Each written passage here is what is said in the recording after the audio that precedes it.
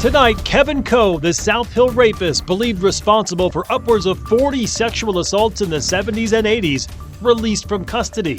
Tonight, where he'll be living and what his victims told the judge earlier today. And he had told me during that night that he was going to kill me before he let me go. We're tracking a few scattered showers, but as they move out, dry weather returns to the inland Northwest in a big way. The Trump administration cutting billions in clean energy funding, and Eastern Washington will be hit hard. Tonight, a look at who and what will be impacted.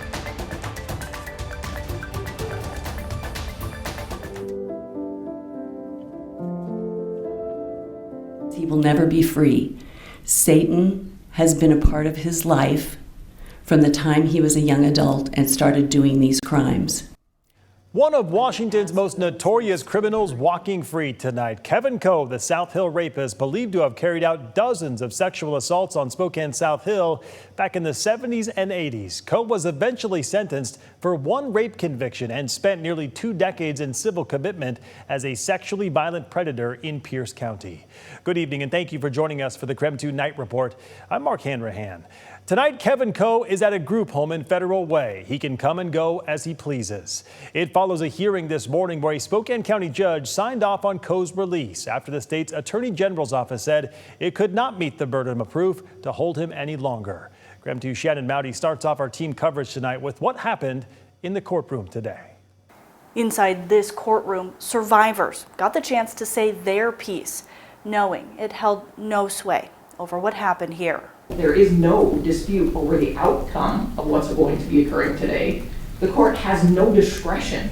Judge Julie McKay made clear Wednesday morning she had no choice but to release Kevin Coe under state law. But she did have a choice whether to hear what survivors of his crimes had to say. And he had told me during that night that he was going to kill me before he let me go.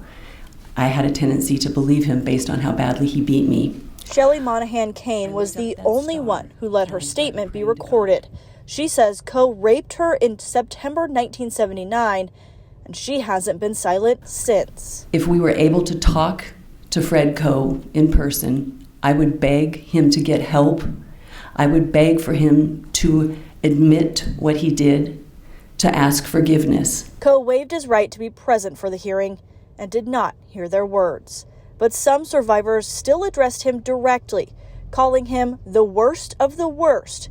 While some forgave him, one woman said he's a psychopath, something that won't go away with age. Is Mr. Coe mentally ill, and is he dangerous? Coe's release after 4 decades is based on a 2024 psychological evaluation that found the 78-year-old no longer meets the criteria to hold him as a sexually violent predator due to failing health. And we all know that even when he walks out of McNeil Island, he will never be free unless his last breath is what he does by asking God forgiveness. With a signature from the judge, Frederick Kevin Coe walks free. While your statements may not have an impact on the proceeding, I can guarantee you personally, I will leave here with a hole in my stomach and a hurt heart because the words do mean and they do have impact, at least on me personally. We've learned Coe will be taken to an adult group home on the west side of the state, but he can walk out whenever he chooses to. Shannon Mowdy, KREM 2 News. Reaction poured in today after the judge ruled to release Coe this morning. KREM 2's Amanda Rowley shares what Spokane County's prosecutor said after the hearing. Right after the hearing ended, Spokane County Prosecutor Preston McCollum spoke privately with the survivors. He told me right now he's feeling frustrated and disappointed that the current law is allowing for Kevin Coe's release. The legacy that Coe has left on this community is a dark one. The frustration that I have when somebody who's such a prolific offender is released is that it leaves everybody wondering why. It leaves them wondering, why do we go through this process? Why do we spend hundreds of thousands and tens of millions of dollars prosecuting somebody, incarcerating them, and then only to have them released at the end. Now, to be clear, the Spokane County Prosecutor's Office does not have jurisdiction over sexually violent predator cases like this one. The state handles those. Now, when I asked the prosecutor what we could expect to see formulate from his frustration, he said advocacy. Advocacy in changing statutes for the better. Advocacy moving forward when we're discussing legislation that impacts crime victims, that impacts offender sentences. And so that is an area that I believe very strongly about. The Spokane Superior Court is also weighing in on the ruling. In a press release, the court says it respects how the cases involving Kevin Coe profoundly affect the Spokane community, especially the victims and their families. Adding there was no dispute between the parties for the court to resolve, and that lawyers have an ethical obligation to not pursue cases when they cannot legally prove their case. The county prosecutor hopes this case shows the public how critical the need is for new legislation. Reporting from the Spokane County Courthouse, Amanda Rowley, KREM 2 News. All right, let's talk weather on this Thursday night with Chief Meteorologist Jeremy the Goose standing by in the Outdoor Weather Center. And Jeremy, my goodness, the night's certainly starting to cool off a whole lot more lately. Yeah, I was actually just thinking that exact same thing, but from outside. Temperatures are falling. We're already down in the 50s and falling back into the 40s. We have a few clouds, but those clouds are starting to give way. As they do, I think we wind up finding a decent drop in temperatures overnight.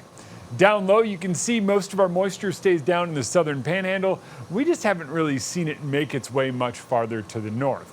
A lot of that activity near Moscow is going to continue for a little while longer, but eventually work its way out. By tomorrow, we are back to sunshine and staying that way for a good chunk of the weekend. Saturday, there's an interesting way this one plays out. We'll talk more about it coming up in the full forecast, but basically, we're near 70 degrees tomorrow, mid 60s and mostly sunny on Saturday. A shift in wind is what brings about some cooler temperatures by Sunday and some very cold mornings early next week. All right, sounds good, Jeremy. We'll check back in with you later in the show.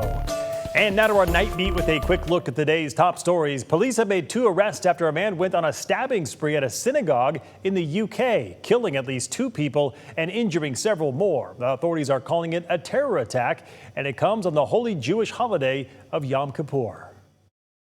Additional police assets are being deployed to synagogues across the country, and we will do everything to keep our Jewish community safe. Video from the scene appears to show a police officer warning people that the attacker had a bomb. Witnesses say security guards at the synagogue intervened to save many people from harm today. Last Friday, police were called to a recycling center in Boise after a body was found on the premises. Today, the Ada County Coroner's Office shared the name of the man who was found. The Coroner's Office identified him as 54-year-old Michael Evans from Boise. Boise police say the death is still being investigated as an accident, and there is currently no evidence of foul play. A Texas family left in shock after the man who sold their child drugs laced with fentanyl leading to his death will face no jail time. An investigation by the Drug Enforcement Administration led to the arrest of 28-year-old Alexander Saunier, who traded 17-year-old Spencer Wheeler fentanyl-laced pills for a video game console. The Wheeler family waited to let the judge decide Saunier's sentencing and were surprised to learn that Saunier was sentenced to just 10 years probation.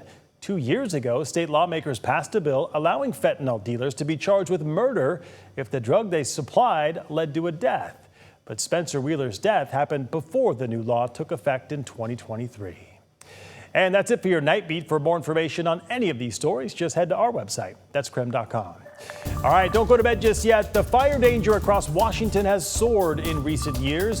What Washington's Public Lands Commissioner says needs to happen to make sure the evergreen state is ready.